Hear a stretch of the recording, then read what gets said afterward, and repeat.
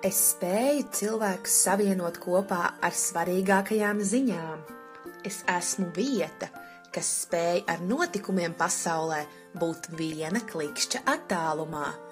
Un sēžot mājās uz dīvāna, malkojot tasi kafijas, ļauju virtuāli atrasties blakus notikumiem, kas ir 1 000 000 kilometru attālumā. Mani sauc Twitteris. Jā, tas pats informācijas virpulis, kurš sevī ietver jaunāko informāciju pasaulē, dažādas tēnkas un baumas, kā arī pavisam vienkāršas lietas.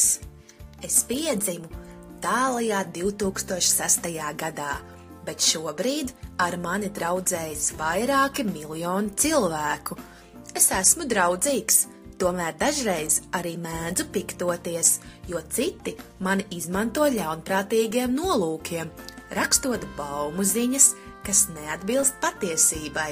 Tu jau noteikti zini, ka mani var izmantot jebkurš, tikai ir viens mazs nosacījums. Ir jāspēj savas domas pateikt vien 140 rakstzīmēs. Jā, es zinu, ka tas ir maz, tomēr uzskatu, ka tā ir mana veiksmes atslēga.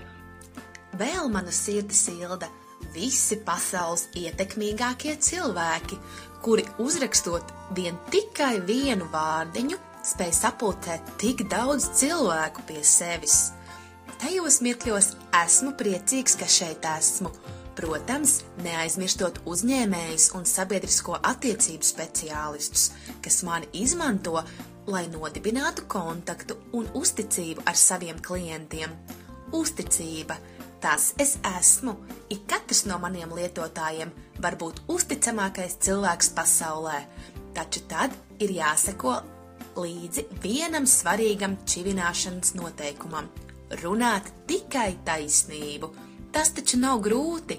Katram no mums ir citas sajūtas un citi dzīves uzskati, tāpēc bieži vien es nespēju saprast, ko cilvēki par mani domā un kāds ir būtiskākais iemesls, kāpēc es tieku izmantots.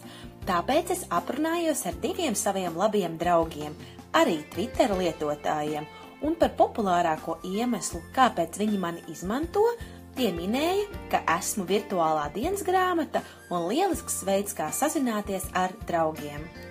Man ir laba draudzene Alise, un ar viņas atļauju papētīsim viņas Twitter kontu. Tad nu tā, Alise ir aktīva Twitter lietotāja.